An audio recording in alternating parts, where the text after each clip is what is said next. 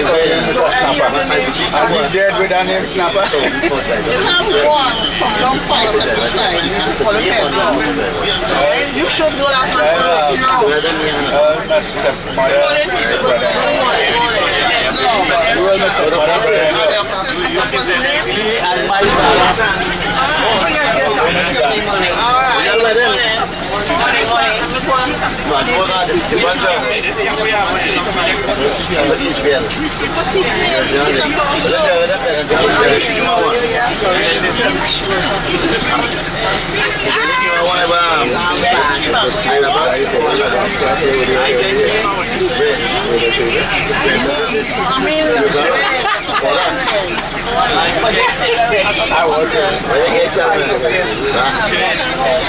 What's that? What's that?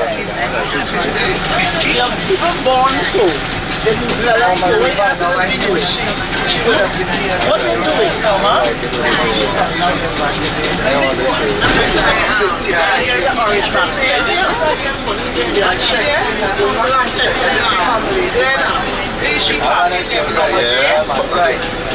They did. Yeah, well, they put them on 15.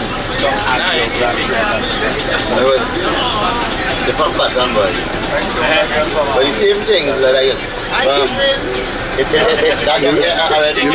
you looking for bus rider? Yeah. We loaded, you know. Right. Fully loaded. That don't hear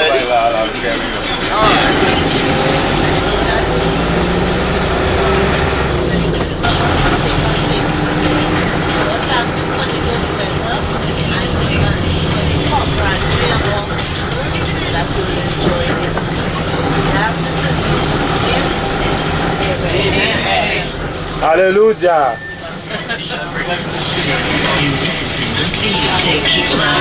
Alright, yeah, we did some Israel Heinz joking. So he stepped to take a drink of water when he got he said, Jah Rastafari. And on Saturday night, we will bring the avenue to you. Town Saturday, instead of doing the same then you're welcome to Chill Sunday. Towards Extension Road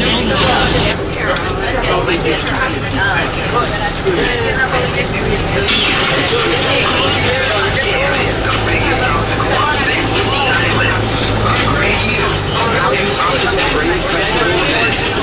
Clips of new specs without a deal.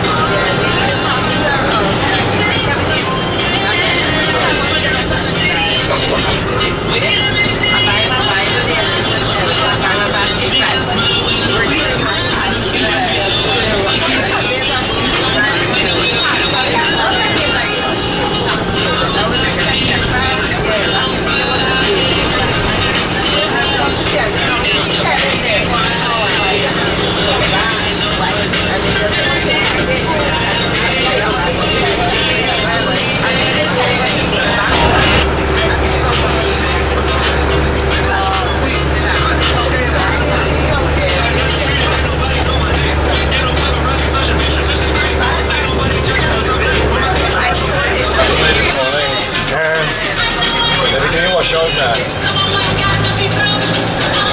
Right in the hit so hard.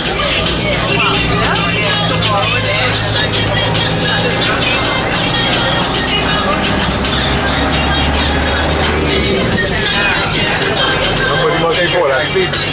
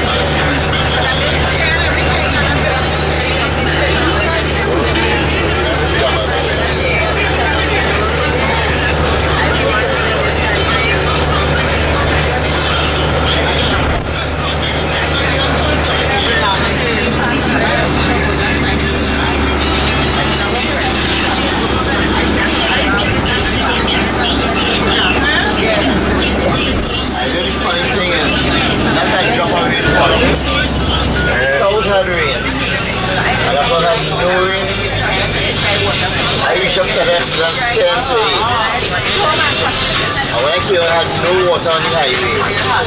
And by half past 8, 9 o'clock, I will set up. And no rain at all. Water then coming down now.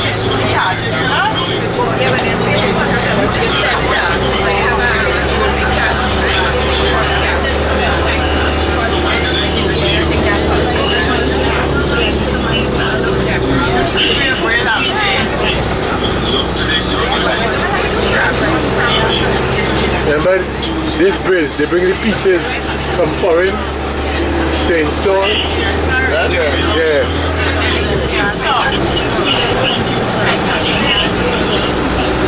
They want to steal everything here.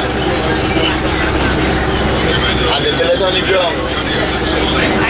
They build on the ground 3 lengths, they push it. 3 feet, they push. They never build on the air. They build on the ground, push. So the first piece, but the air floating when they do it down here. Then they will push, that will go. And then the one they will push it, trap that stuff for a few minutes. Then they push, flow. Push again, flow.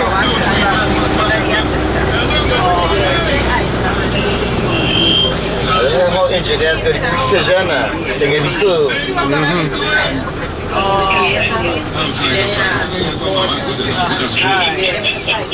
But they will often want to place it because if somebody over the post, you see the pump block. You have somebody space there.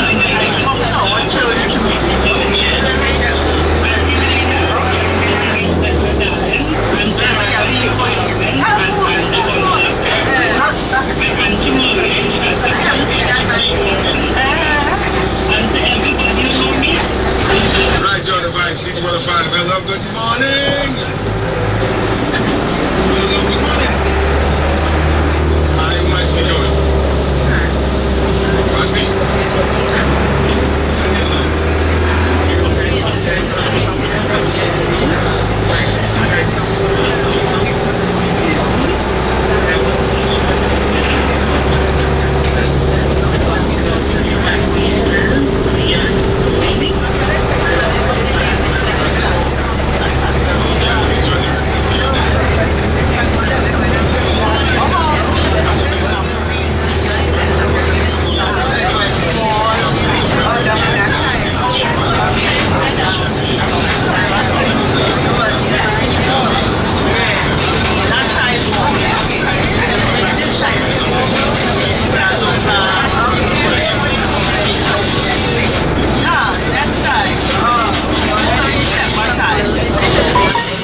That is in the compound before Jack Warner. So it's not his own? No. Okay. People always say that. When you drive in, it's not on one of that, it's the place before Jack Warner. Alright. I didn't realize that. It's very adventurous. So who owns that?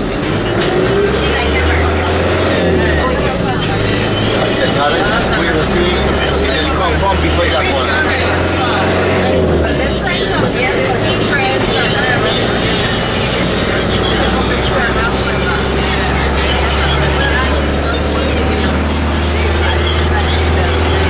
Always make the excellent with the flag.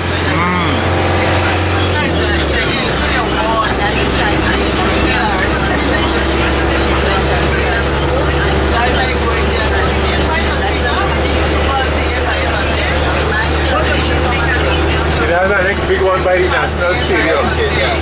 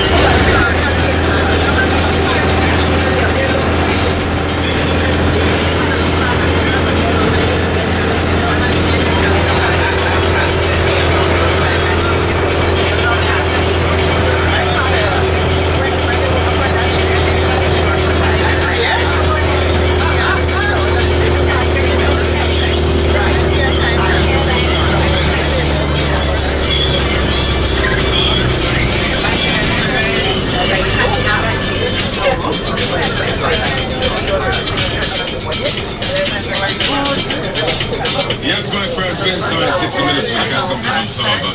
Homies, global imports. Let's try to be a long time.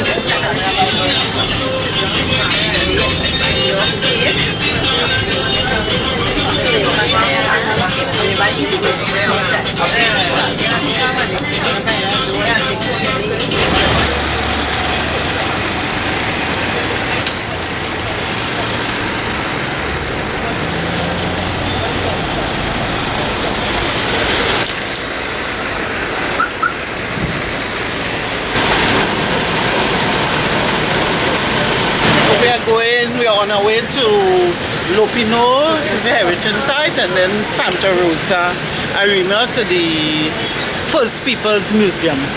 Identify the group. We are from TTARP, South Purple Diamond, San Fernando. Okay.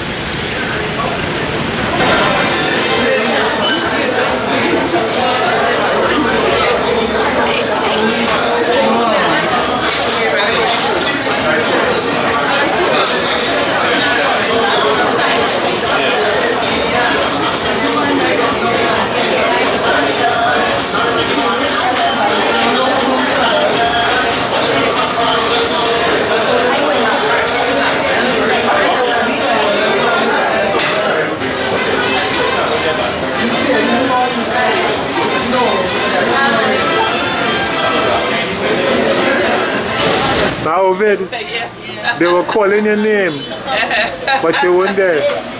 Which part? Oh, yeah, On the bus, yeah.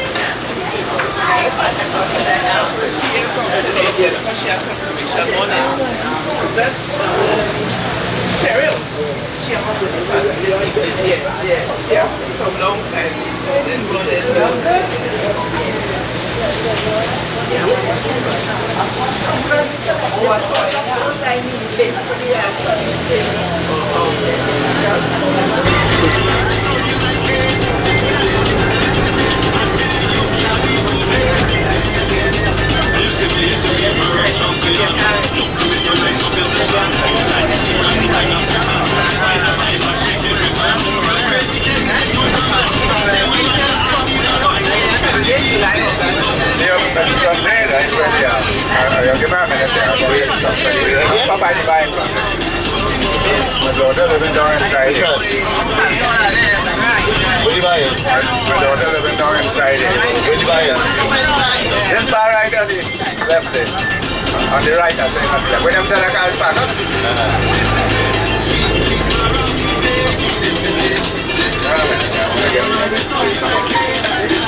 One moment, please. Father family. They came from a Jewish line, but they traveled and they came to one of these small islands.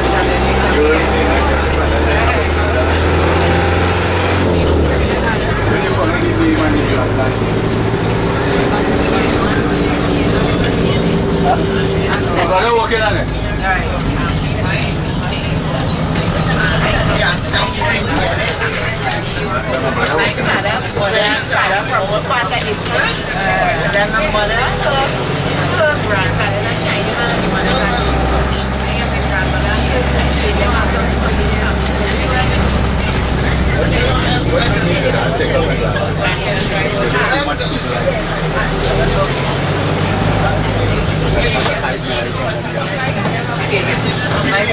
My brothers, it's for my brothers and my brother and my grandson. I just like this.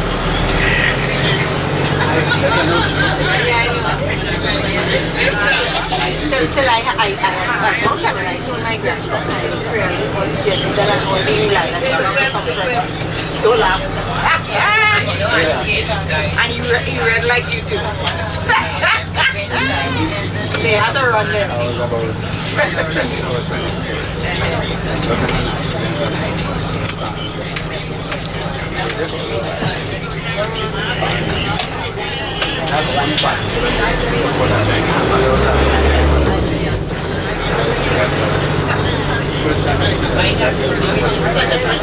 Oh yeah, I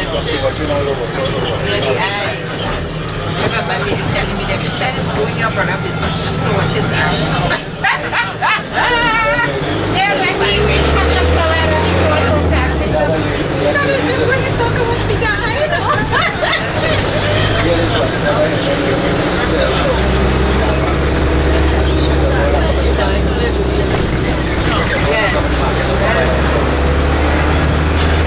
So I said, my dad treats.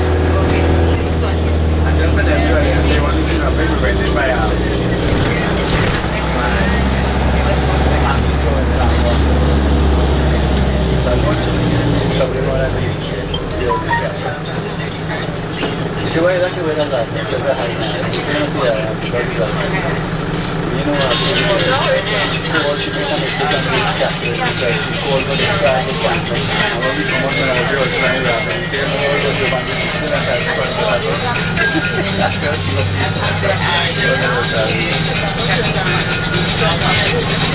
My grandson now starts to get some money to go to graphic design. So where you from? This thing they have any company first one.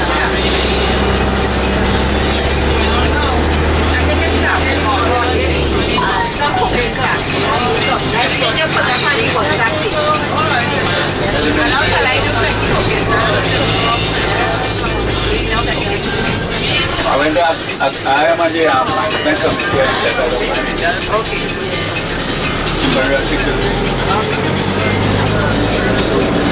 And when it comes to session, I think that lady make it hard. I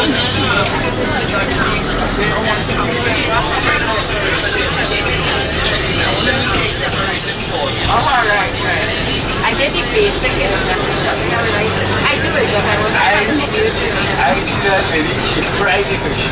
And then put it in a pot of water and make a sauce. And put so much and the fish that they make there.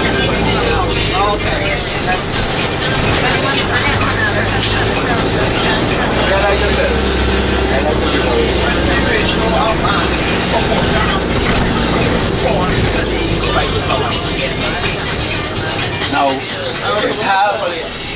Now it have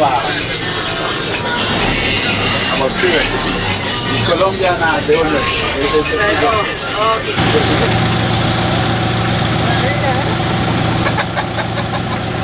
Welcome to Santa Rosa. Thank you.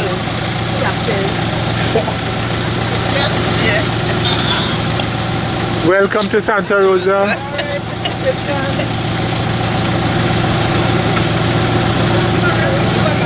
Welcome to Santa Rosa. Wipe me out, eh? Wipe you out. Yeah. I don't use guns. Macaulay, welcome to Santa Rosa. These things happen. It's 75. Like, yeah, 75. I came back here in 81. I came. You used to be Pancakes, huh? No. It's family.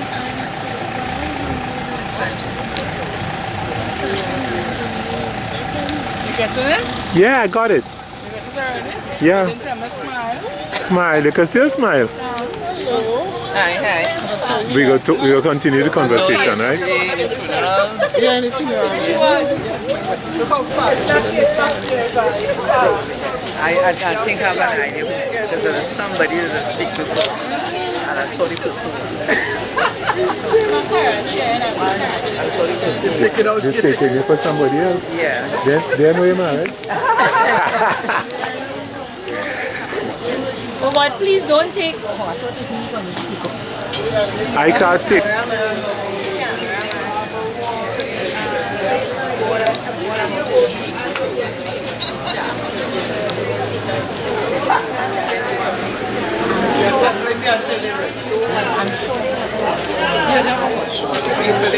But she said 2 are in breakfast. No, well, it's 2 washrooms for 2 people in there. Well, that's what I meant. It's not more people. And you have nice the background pictures, you saw it? Where? No, I'm going just now.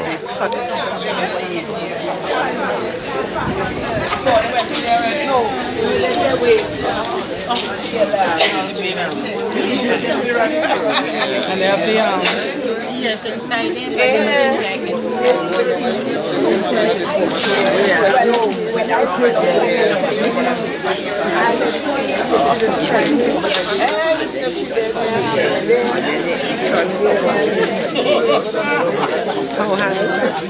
Hi, hi. What's up, Doc?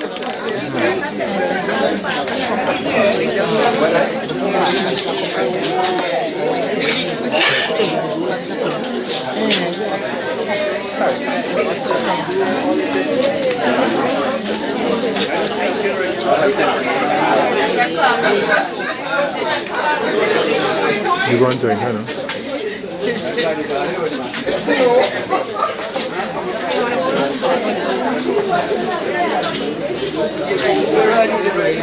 Oh, it's all right. I just want to ask you.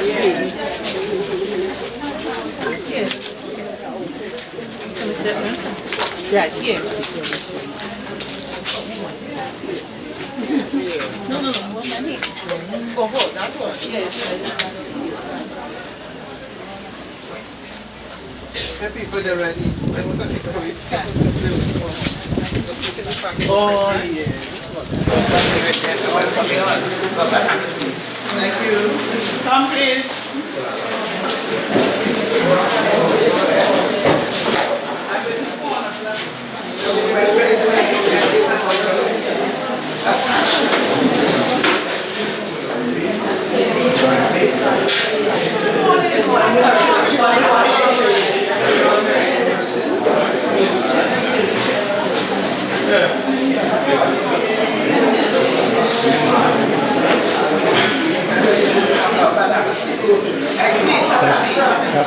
stereo.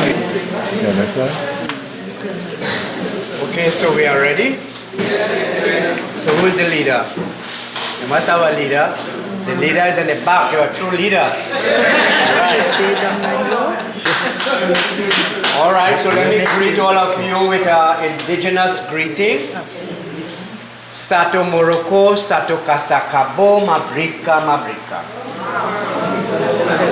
Sato Morocco, Sato Kasakabo, Mabrika, Mabrika. So I give you a taste of two indigenous tongues there. The first is Arawak or Lokono, and the second is the Cariña, or what we call the Carib. So what does Sato Morocco means? Bienvenue. Good morning. Good morning. Sato Kasakabo. Same good morning. Good day. Good day. Buenos So dias. Sato Morocco. Good morning. Sato Kasakabo. Good day. And Mabrika, Mabrika is welcome. Who says Mabrika, Mabrika? Cariña, Carib. Oh. The Carib. Okay? And the Sato Morocco and Sato Kasakabo is the Lokono greeting or the Arawak greeting. Oh, okay. And the other greetings come, but we are not here for a lesson. So if you have questions, you will ask. So I want to welcome all of you to our space this morning. This is the space of the Santa Rosa First Peoples community that you would have heard about in the past, previously called the Carib community. But we have changed that name from Carib to First Peoples because we now know that the people who they referred to as the Caribs were generalized by the colonizers, and they called the Arawak, the Cariña or the Carib, the Chimes, the Shaguanis, the Waraos, and all these people, they did not distinguish. They call everybody Carib. So we know better today, so that is why we say First Peoples, because some people tell you, well, I'm not from the Carib, you know, my history says I'm from the Arawak, or I am from the Warao, or I am from the Chimes. So in order to get away from all that argument of who is who, they were all First Peoples. So that is why we changed from strictly Carib to First Peoples. So this is the space of the Santa Rosa First Peoples, as I said previously, called the Carib or referred to as the Carib community. And you know they are based here in Arima. That is not to say that indigenous peoples did not live in other parts of the country. As a matter of fact, the first point of entry would have been on the coast, whether in the south, whether in the north, because they came from the mainland of South America. All right? And as they came, they would have first entered the coastline, and then after some time, they would have come more inland. All right? So that we had mainly the Waraos coming from Venezuela, the Orinoco, and settling in the southern part of the country. And as you know, San Fernando was one of their secret sites. And then you had the other groups coming and settling in other parts and so on. So all through the country had the First People settling. But why Arima is focused so much on the First People and is even considered the home of the First Peoples, I'll tell you. But I omitted to introduce myself. I am Ricardo Barrett Hernandez, Chief of the Santa Rosa First Peoples community. At one time they said I was the chief of the voice for indigenous peoples in the country. But in recent times we have had other groups emerging, and they challenged me that I cannot speak for them. So I said, all right, speak for yourself, and I will speak for Santa Rosa. So I'm speaking for Santa Rosa. All right, so having said that, so we continue. So Arima, for a long time, is seen as the hub of activity of the First Peoples. And why that is so? That is so because when the Spanish took control of Trinidad, when they actually took control, I am not talking about when the so-called discovery of Columbus took place. That was at one period, and the history tells us it's not until about 200 years after that encounter that the Spanish decided to really take up occupation in Trinidad. And when they decided to do that, the first capital that they established was in St. Joseph. So that was the capital of Trinidad under the Spanish rule. And the Spanish went about to set up what we call the encomienda systems. The encomienda systems is the Spanish way of governance. They gave a grant of land to some Spanish jefe, somebody who had done something for the crown of Spain, and they rewarded that person with a grant of land, so many 100 acres of land or whatever. But they could not only give them land, they had to have people now to work the land, to cultivate the land, to do all the chores and so on. And the only people that they had was the Amerindians, or the Amerindians. So if they give you a grant of land, they would give you so much Amerindians. So that is the encomienda. So the Amerindians who were in that system were governed by the Spaniards, and then they attempted, of course, to Christianize them through the Catholic faith. So that was the first Christian denomination or spirituality to be imposed upon the first peoples, Catholicism. And then today we have other sects in the Christian faith, you know, Pentecostals, Nazarenes, Seventh-days, what have you. But the first introduction was to Catholicism. So they Christianized the Amerindians, those of course who they were able to capture in the encomienda systems. And through Christianizing means you had to be baptized, and when you were baptized you were given a Spanish name. You're given a Spanish saint name, and then you take the last name of the the person in charge of the encomiendas. And most of the time it's Spanish names. So you would find the people now, their last names are Hernandez, Lopez, and all these Spanish names and so on. And they had about 4 encomiendas in Trinidad, mainly on the east-west corridor here. And after that system failed for whatever reason, they disbanded those systems, then they set up missions, the Catholic missions. So you had missions now all over the country. You had in Siparia was a mission, Princestown area, you had Toko, and you had different places with a lot of missions set up. But Arima was the last place that they established a mission. Alright, in 1750, what is it, Sister Nelson? I'm getting old, so I'm forgetting. In the 1750s, they set up the mission in Arima. And that mission lasted for 30 years. And then it was abandoned because they had resistance from the Amerindians in this area. They had constant battles with them and so on. And then they had financial problems. So they abandoned that. But then it was in 1786, a second attempt was made to re-establish this mission in Arima of Santa Rosa. And they brought the Amerindians from the 3 former encomiendas of Tacarigua, what we call Arauca, that is now Aruca, and Cora. And they placed them in Arima here, so they amalgamated them here in Arima. And then they mixed among themselves, the different tribes, the different nations.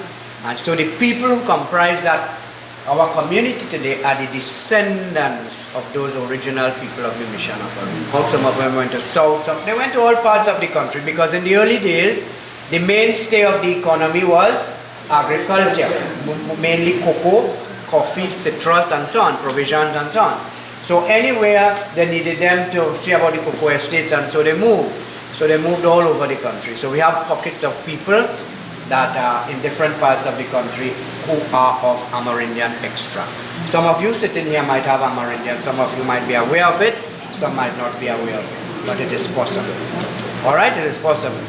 So, yes? I want to ask something. The people, the Amerindian people, before they got these names from the Catholics, what would their surname sound like? They didn't have surnames. Oh. They had one name. Oh. And they would usually take their names after, at different times. When a child was born, the mother will give the child, or the parents or the PI, the religious, will give the child a name based on the place where the child was born. If there was a famous river, if it's a female, probably take the name of the river. If it's a male, will take the name of probably a famous hunter or something in the community. So they take the names, circumstances, right. They take the names after that. And they had one name, that is the child. As the child grew and became of maturity, the traits that child will demonstrate, they can get a change of name. Either they would show qualities, good hunting, good weaving, you know, good craftsman, a medicine person, medicine woman, midwife, and so on. So their name will change to suit their occupation. Oh. So usually they just had one name, right? And but with Christianity, as we said, so that the people who you hear, most of them say they're Coco Payols or they're Spanish. They know Spanish. They have Spanish names, and they spoke Spanish like all my parents and grandparents and so on. So they identify with the Spanish. But when you analyze what a Spaniard is or a Spanish person is, it's a man from Spain, a white man with blue eyes, a Spaniard, a European. And they are not Europeans. So they might have mixtures because the Europeans came again and they would have mixed with some of the indigenous people and so on. But in the true sense of the word, they are really of indigenous or Amerindian extract. Right? So we move on.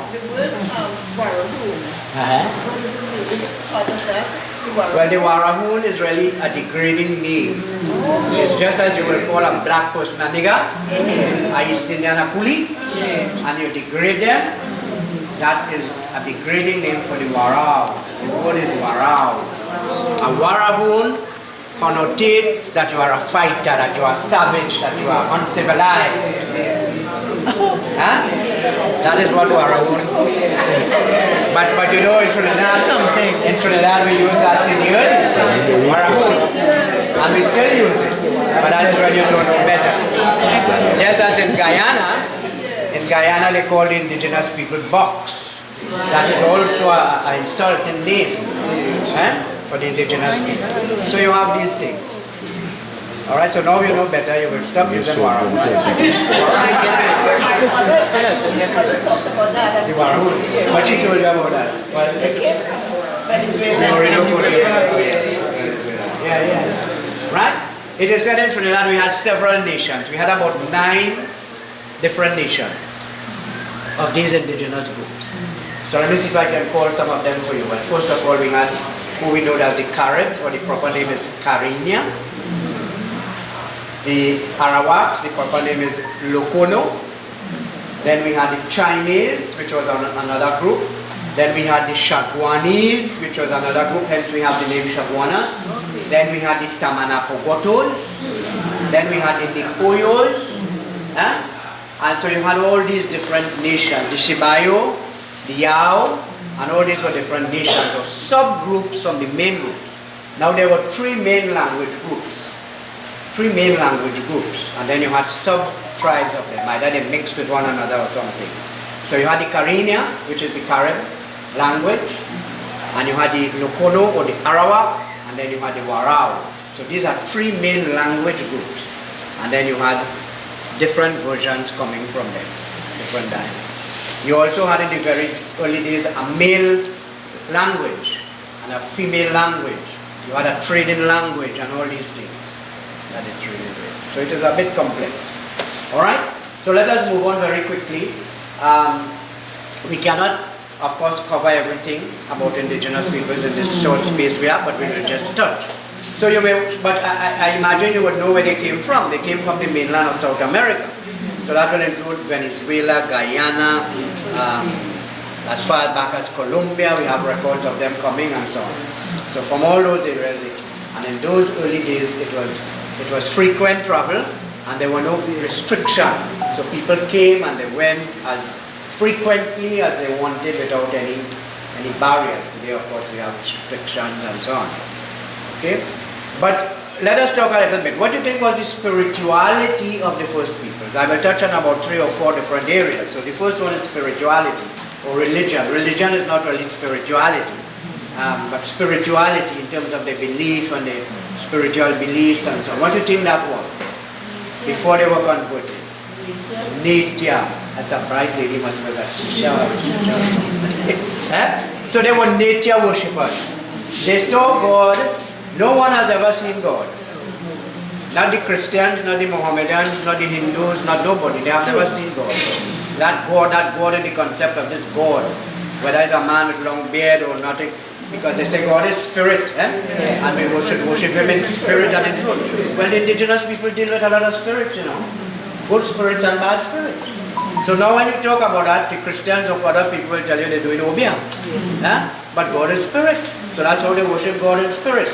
But they had to have something to identify with that spirit that they cannot see. So they saw that great spirit, or that God as referred to him, by many different names, taking manifestation to them in different aspects of nature. So that is how they related to that entity, that concept that is God. So for the forest, that is so sacred to them and so important to them, because they get their housing, they get their medicine, they get their food, they get all these things from the forest. The forest is life, the tree is life, it breathes, we need the oxygen and all these things. So they saw that there was a guardian spirit, or some people say God of the forest. Same thing with water. Water is life. We cannot live without it.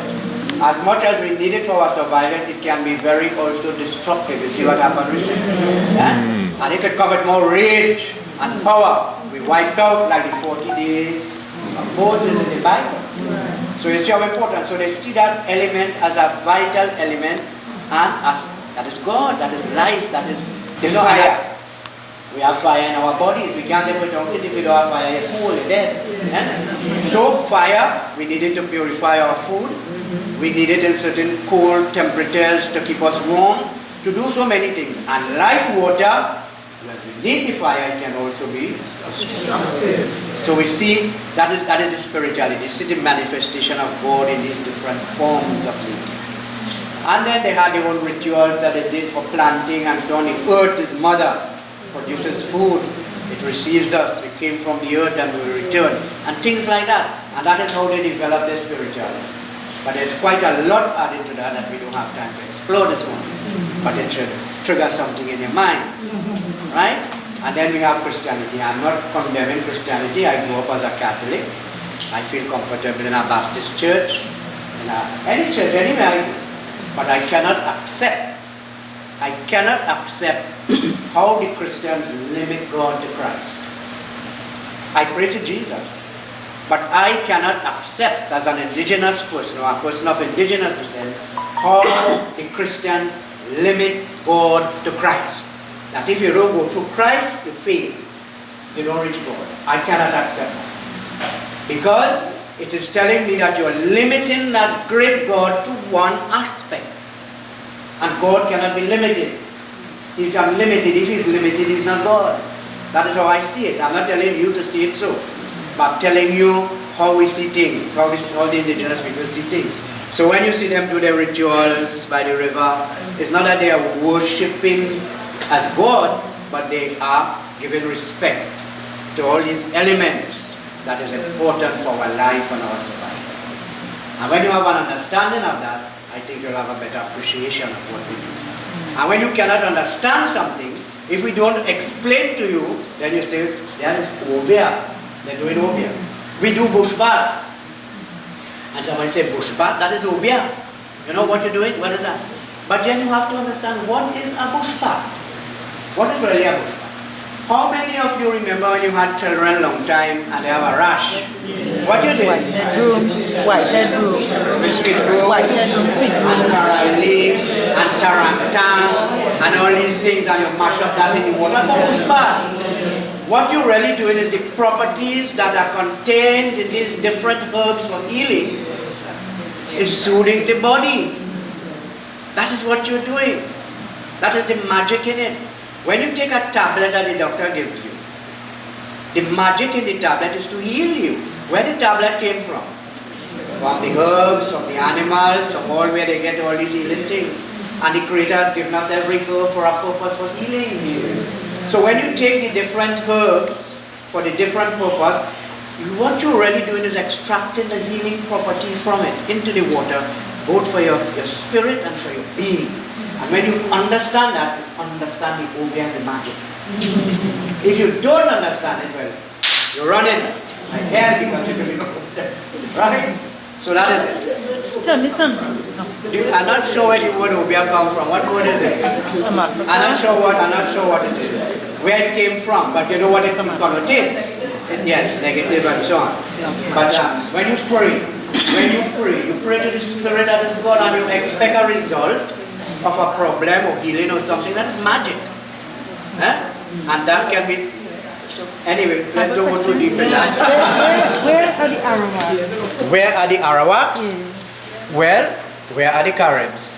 You are a descendant of I'm one a of the descendant Caribs. of mixed indigenous groups. Because if you remember when I say they brought the indigenous peoples from the encomiendas to Arima, when they brought them, they were of different tribal affiliations. They were Arawaks, they were Carinias, they were Chimes, they were Waraus, and they placed all of them, so all of them mixed.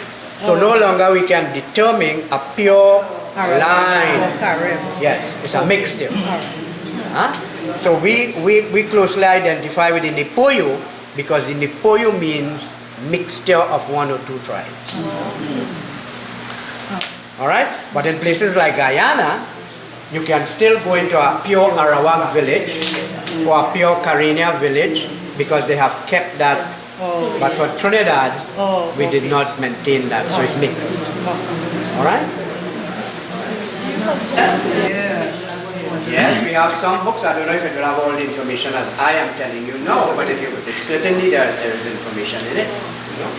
So we move from the spirituality. That was just to give you a little idea of the indigenous people and how they do. So what about their food?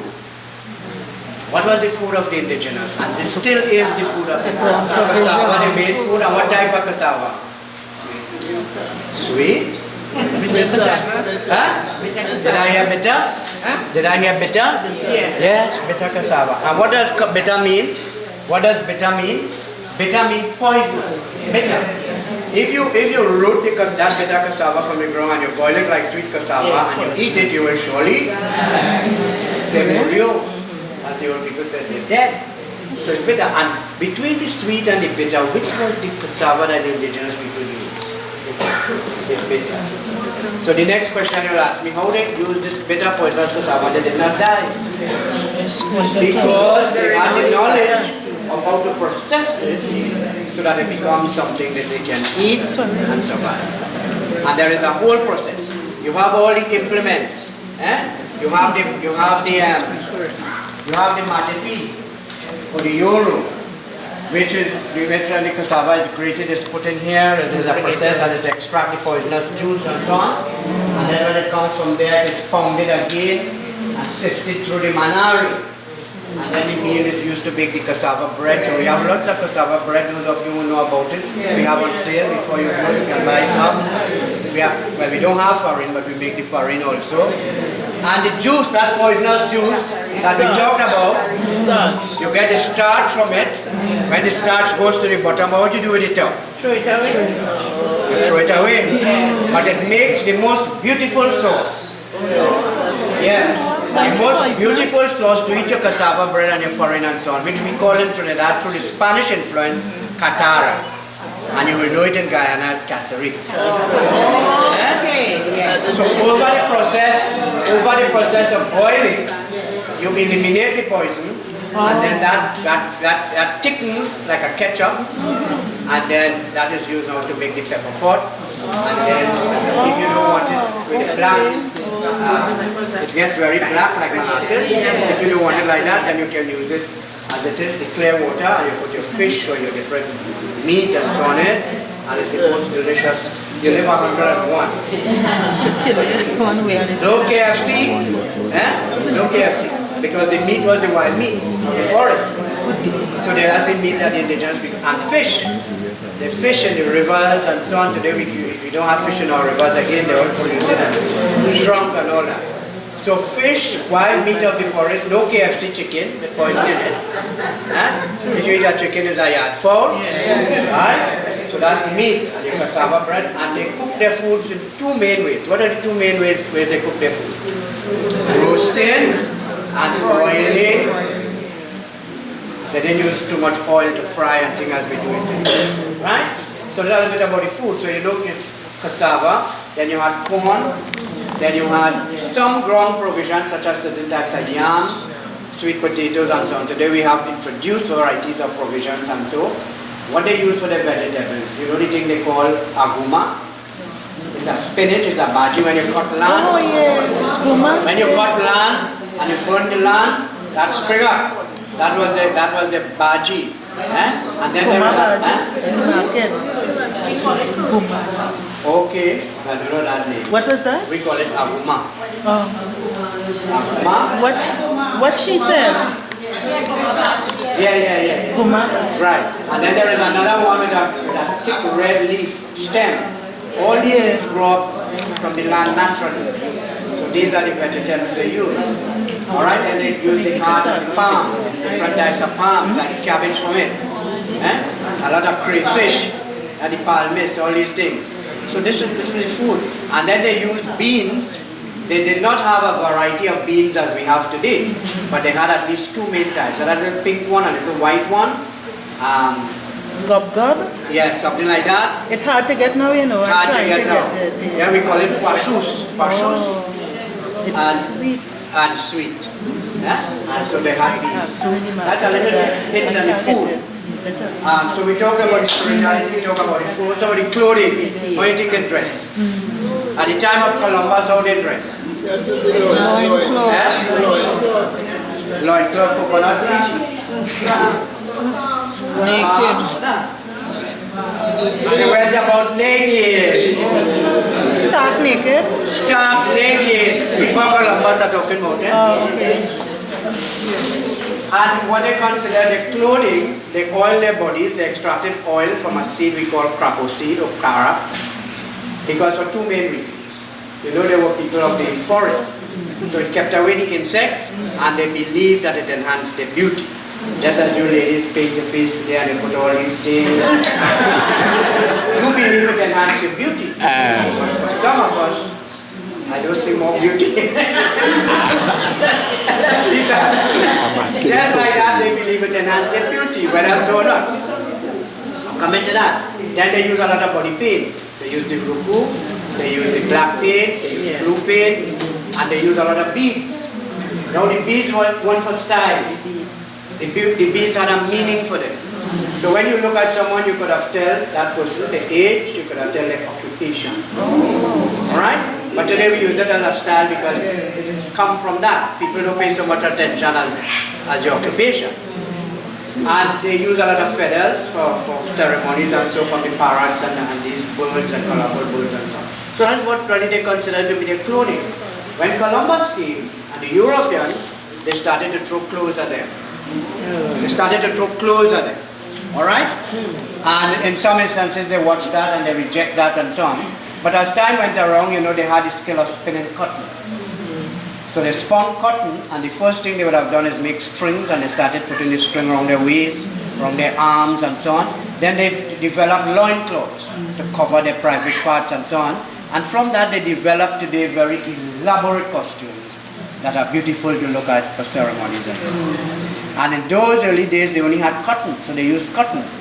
But because again of colonization and Columbus, we come to Columbus just now, if I want to get your thoughts on Columbus. Today we use wool, we have imported wool, so it plays that is spinning the cotton. Alright? Right, so that's a little bit on the clothing. Music. Music. What are the instruments they use for music?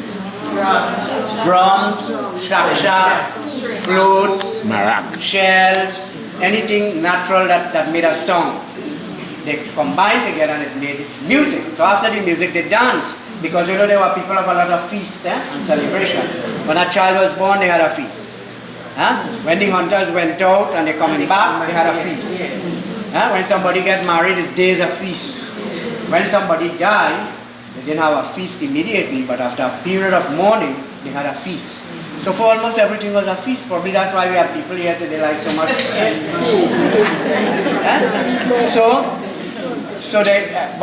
What their dances reflected? How they developed their dances? Again, nature taught them quite a lot of things. Nature taught them the skills to make hunting tools and so on. Even some of these things we possess, they observed nature and they made them. And they looked at the animals, how the animals function. And they had a snake dance, they had a dance after the monkey, a dance after the bird, and they were all associated with different periods in the time and for different purposes. Like for instance, the snake for the indigenous symbolizes new life or new beginning. So if you're going to enter into a venture, has to build a new house, has to do a new thing, they would perform the ceremony and then they would do the snake dance.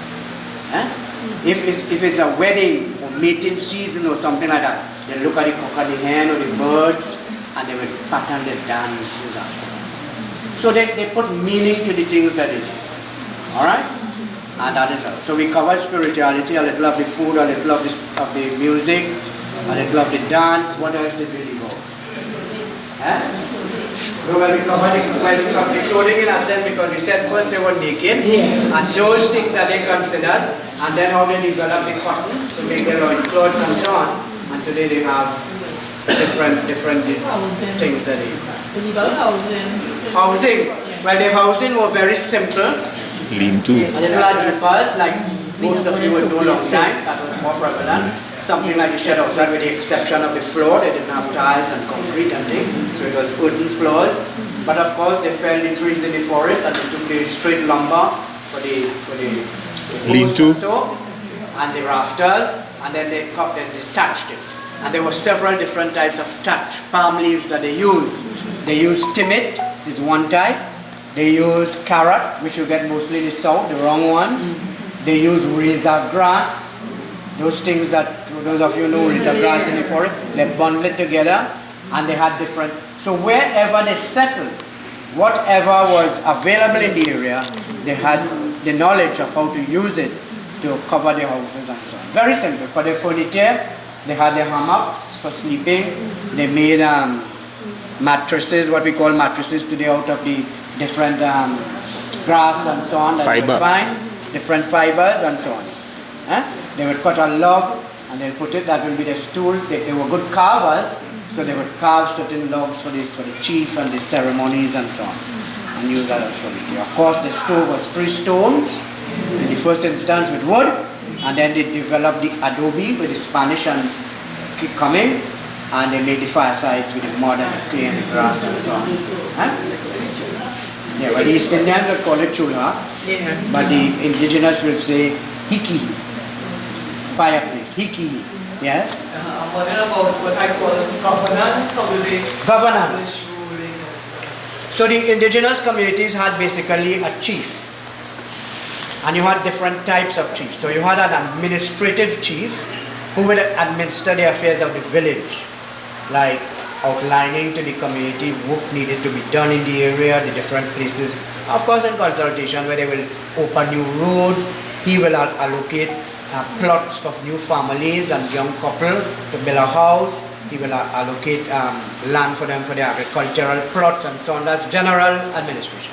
Then you had the PI, or the religious leader, the shaman, or the priest, who would give guidance to the chief for certain things. So that was part of the governance system. Then you always had an elderly female person who was the keeper of knowledge and tradition, and was also versed in medicine. And that person would also form part of that governance, because they would pass on knowledge of the medicine and different things to the women and so on. So that is basically it. Now if in time of a raid or war, hunting, they would have a leader who could be also seen as a chief for that particular mission, whether it's a hunting expedition, a fishing expedition, a war, a battle, or something like that. So that is basically the governance of the community. Of course, in the older days it carried weight, because that is what they had. Again, with colonization and the coming of the church and the setting up of the missions, the priest in a way took the responsibility of the chief. Because when you were placed in the mission now was overseen by the priest and church. So it shifted the focus from the chief now to the priest. Alright? So that is where we are. So, any questions? Because I think there is a little video they will play for you. Then you will get a chance to walk around and see the artifacts, and you can ask more questions. We have a gift shop with some little things. You can look and see if you would like to purchase anything. And as I said, we have cassava bread for those of you more interested. So there is a question here. When I was a child, my grandmother was from there, and we had a village there. Most of the people were living in these third houses with castles and cassava. Some of the words that we were talking about, I remember hearing it, because you know, this power all what the people in the village of our own. During this time, Definitely, Maracas, St. Joseph, Santa Cruz, St. John Road going up to St. Benedict, Cora, because you see when they moved them from Cora Valley, they spread. Some went to Maracas, St. Joseph, some went to Santa Cruz, some went to by the bay over there, Maracas Bay area. Some came to Arima again, and they moved all over the place. So Maracas, St. Joseph, definitely, yes. And Maracas, St. Joseph, is there the petroglyph is? On the hills? On the hills in Maracas, St. Joseph, there's a petroglyph. There is a big stone where the indigenous people carve on it. And when you go, you can see the carvings, the different things. Now they didn't write like we write today. So that is how they wrote their things. And there is a story there on a big rock. That is one of the most famous petroglyphs we have in Trinidad. So definitely, Maracas St. Joseph. Yes, between the waterfall on the mountains there is this petroglyph. Final rites for the dead. Well, they had of course their ceremonies, and one of the things they did is they buried the dead according to the status in the community. If it's a chief or if it's a religious person, they would be buried with the different implements that they used in life. There was also the belief of putting food for the spirits and so on. And then they had a period of mourning. There was a period of mourning that they call a Puro Blanca, and when that was over, then they would feast and so on. But how they dispose of the dead? They had several ways of disposing of the dead. Some of them would leave the dead in the house where they lived, and the rest of the family will move away and go to a different area and build a new house and leave that area. Some of them buried their dead in hammocks. They'd weave hammocks. Some of them would weave baskets. You know, baskets woven out of this and place it there. That's how they buried it. Of course, with the rites and the ceremonies and the rituals and so on. And especially for the Waraus, they would bury their dead in the canoes. They put them in a canoe and sail them. Yes, they bury them in the earth, but according to the nation, they are different. So they had several ways. A question. So yes. The tapia house is the house that they used to make. That was one of the styling. Well, that came late. Oh. That came with the Spaniards. Oh. All right. But before tapia, they just had an open house. Oh. They had in the house they had a flooring to the top where they went up there to sleep. Oh. All right. Some of them slept underneath in their hammocks, but their houses weren't enclosed. Oh. They were open, and if they were enclosed, they would bring the same leaves right down to the ground to bury. But later, as we went along and the different cultures started to impact upon them, then they started to do the adobe, which is the tapia, the grass and the We mud still and have the one tapia. somewhere in Pokey. Yeah. Yeah, that house. So that about 10 children grew up in that. It's still present, you know. Yes. Grandchildren, Yes. great grand in it. So that is not an original indigenous house. Okay. It would have had other influences. Okay. Excuse me. The statues you have outside there, are they hunters? No, they are just carvings of figures representing indigenous people. It's not hunters. Okay, so do you know that under the Red House in Port of Spain, for the Red House area square, there was a village, an indigenous village. And you know the river, the St. Anne's River, passed through the square by the library. They diverted that, and it's now where the dry river is. So where the Parliament, the Red House building is all there in the square burial ground. And in recent times, as they were digging to renovate the Red House, they found all these bones and artifacts of the first peoples there. You must have heard about it. Yes. Right? So what we have asked the authorities over a long period of time that we want these bones reburied with the appropriate rites and so on. And also to erect a monument in recognition of the first peoples and their presence there. So I think we have started the discussion and we are working towards having that done.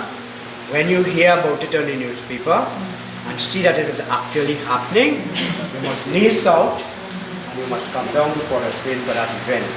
Okay. It will be a grand event. Okay. More questions before you look at it? One quick thing, I know you mentioned Columbus Street. Yes. You said I remember the news things we went to check.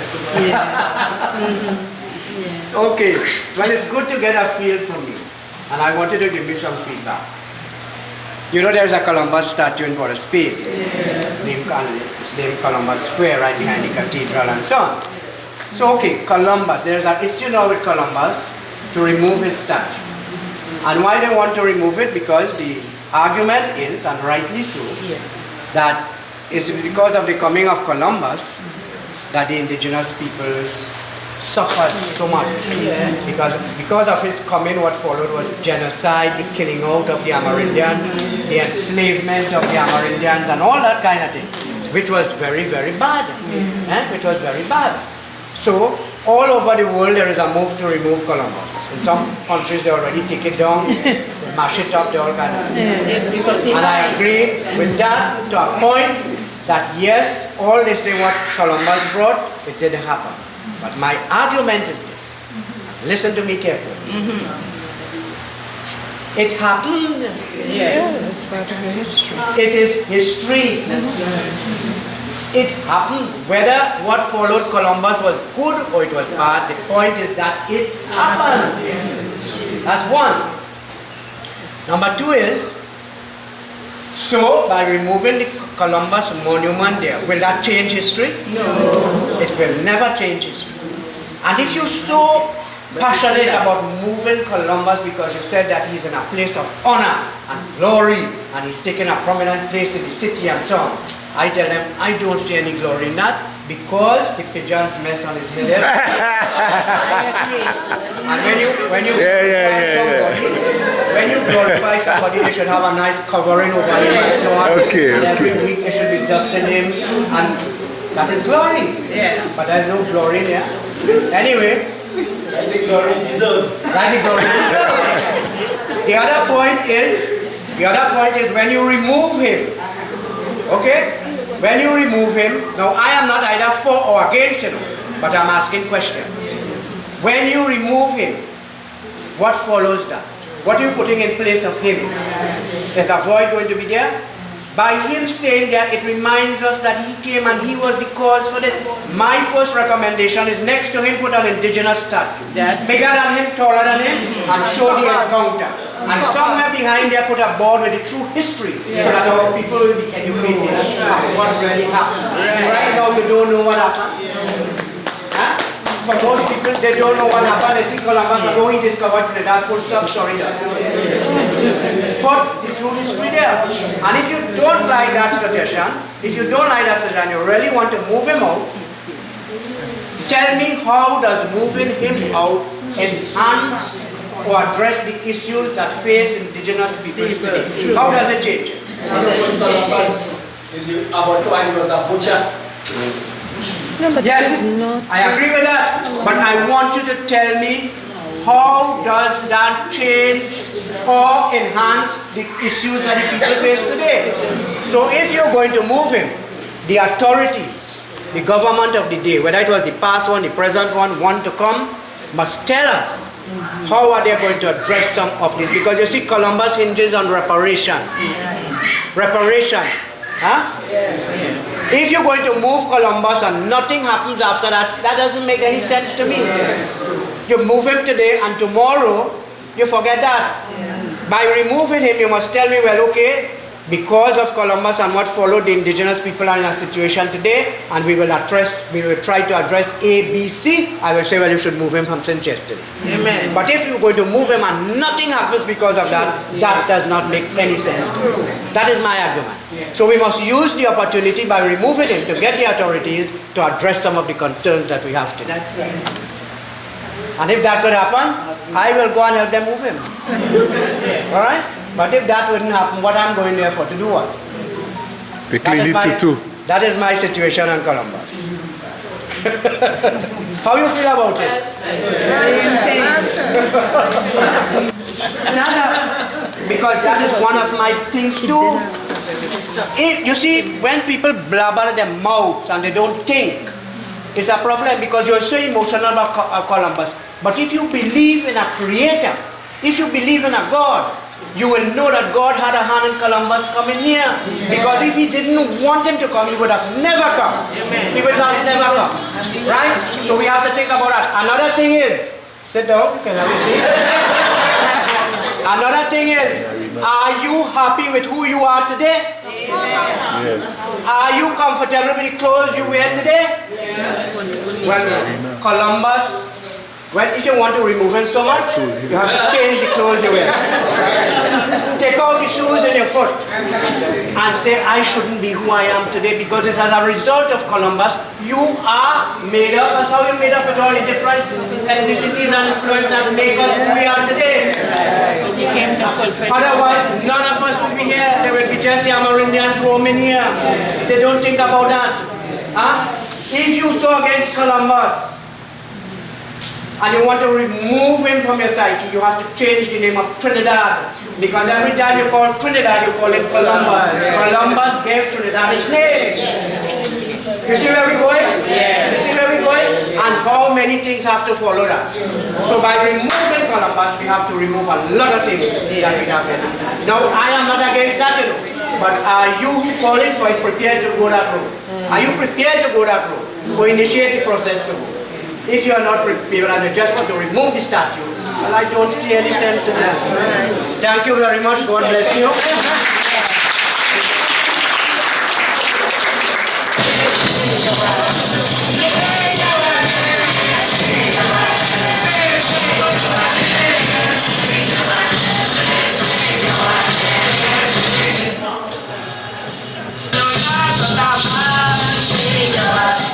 We have no more pure-blooded Amerindians in terms of quantum, but we certainly have people who know where they came from. We can trace their identity, and they feel very proud of their indigenous or First Peoples heritage.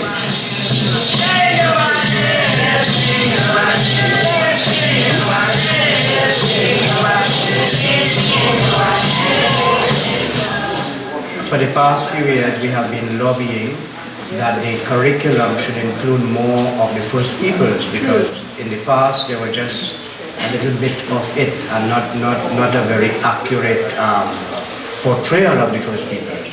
And our calls for that, you know, have been heard with past and present governments,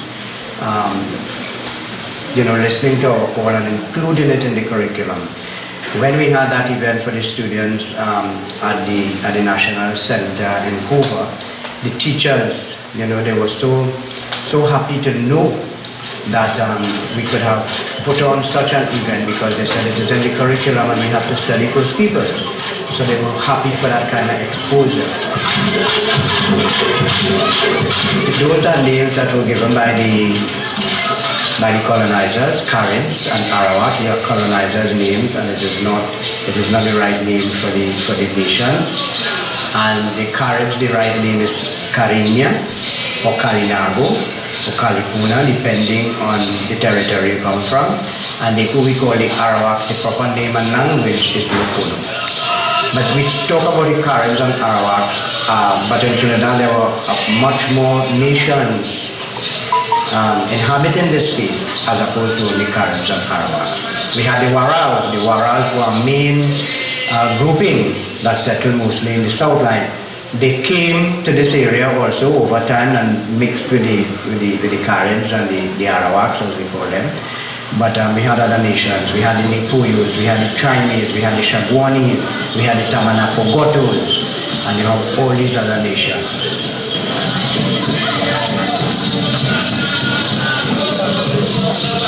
Yeah. Used to bring big master Where the First Peoples retain their special and unique identity is first and foremost in the Santa Rosa Festival. The Santa Rosa Festival is a festival of the Catholic Church.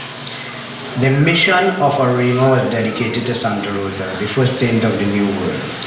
And the Amerindians who existed in the three encomiendas of Tacarigua, Arauca, and Cora were moved to Arima and they were placed in this mission dedicated to Santa Rosa.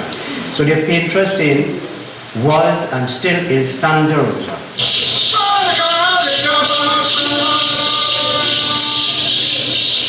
In requesting a day of recognition, we had to choose a day with some significance. You just couldn't ask for a day and choose any day. So we chose the 14th of October of every year, because it was on the 14th of October in the year 1637 that Hayarima, who was the last great Nipoyo warrior chief, attacked the Spaniards in St. Joseph. As you know, St. Joseph was the first capital, in retaliation of the oppression of his people. And together with the help of some other forces, as the history says, from the Dutch from Tobago and some other Amerindian group, he was able to burn the town of St. Joseph to the ground. Of course, they didn't have buildings like we have today. But that was short-lived because, the Spaniards came back with more higher power and advanced weapons and so on, and eventually he was captured. So that because of the stance he took on that day in retaliation and in defense of his people, we thought it was an appropriate day to choose as an annual day of recognition. And that is the significance of Hayarima. So the monument is erected there, so we assemble there. We are not doing it in worship of the monument, but because of the significance of the day we assembled in that area.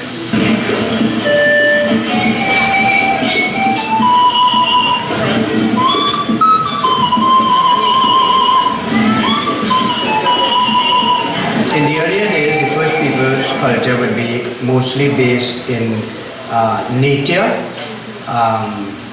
agriculture people. They made their living off the land, agriculture, different crops, farming and so on, fishing. And they made their utensils out of the material they would find in the forest, out of the clay by the rivers and so.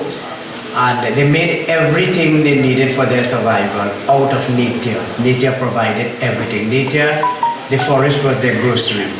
Pastel is not 100% indigenous. It is a mixture of the Hispanic and the Amerindian. The corn, the leaves that it is wrapped in is indigenous, but the meats and the filling is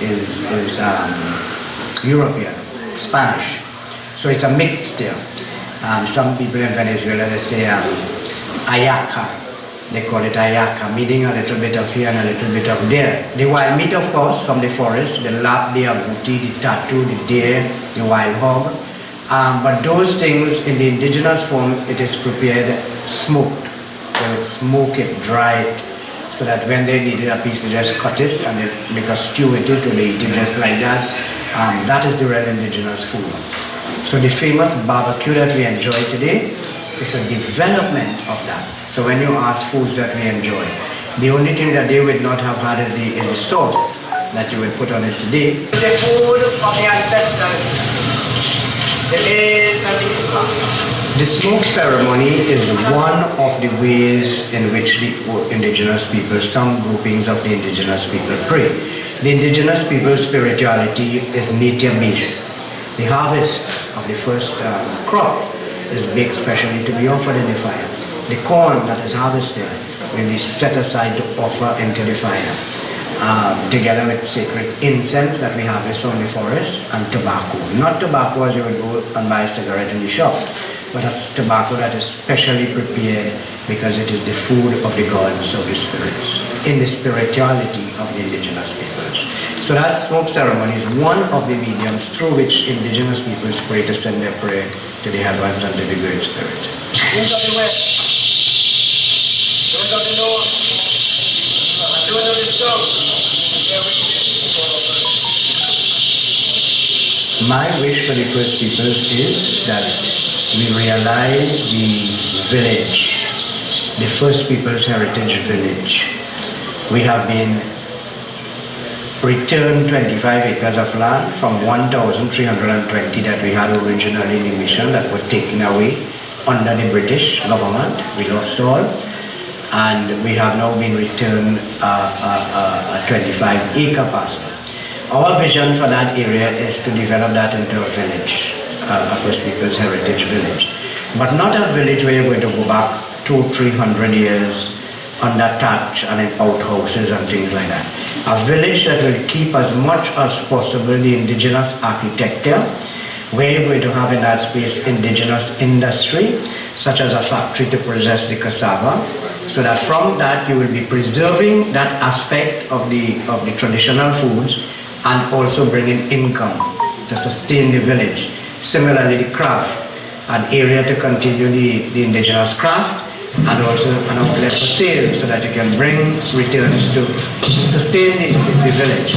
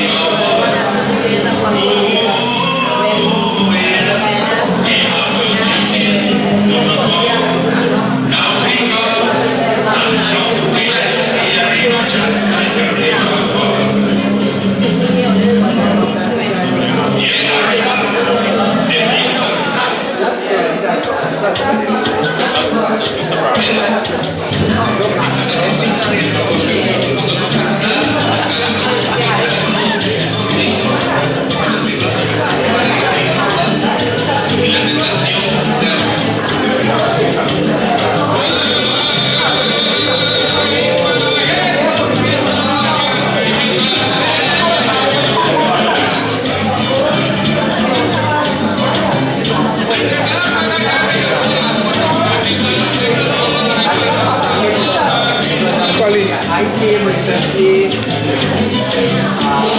before the holiday last year. Right here at the Carnival.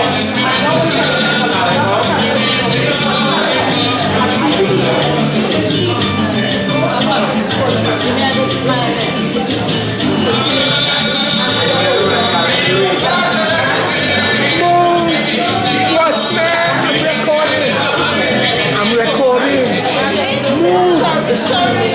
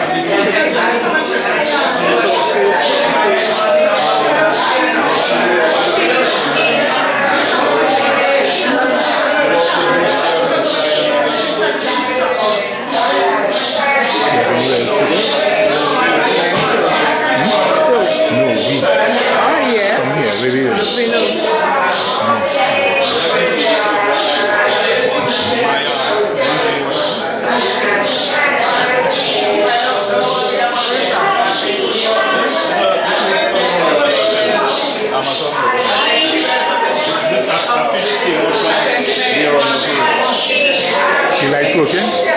The lights could go on?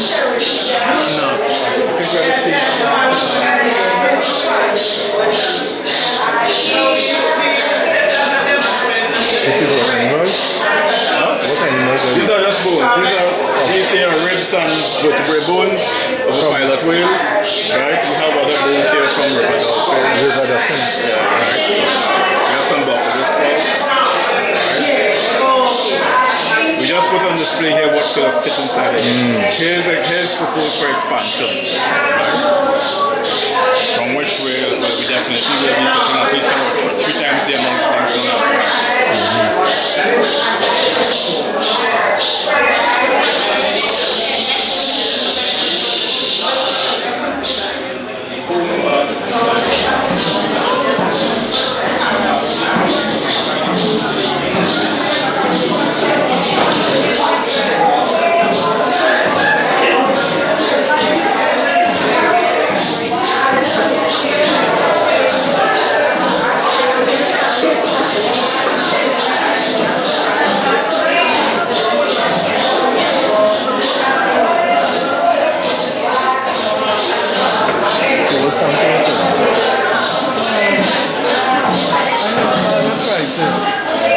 But they can't do no replacement because of circulation problem.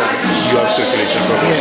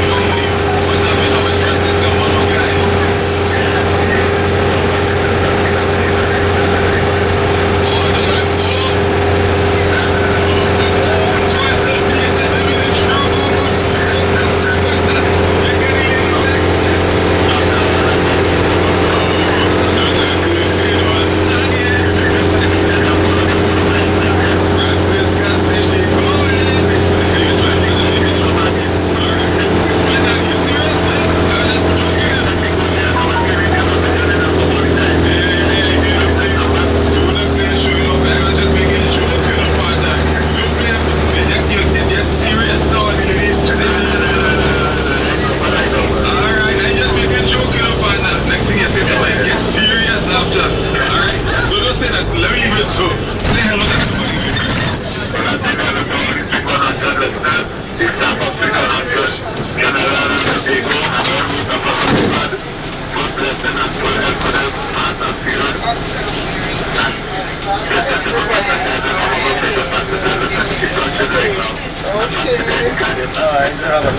Francisca, come on fast. Come on quick. Come on quick. I can't take the bread and cheese no more. I can't take the bread and cheese no more. Come on fast, baby.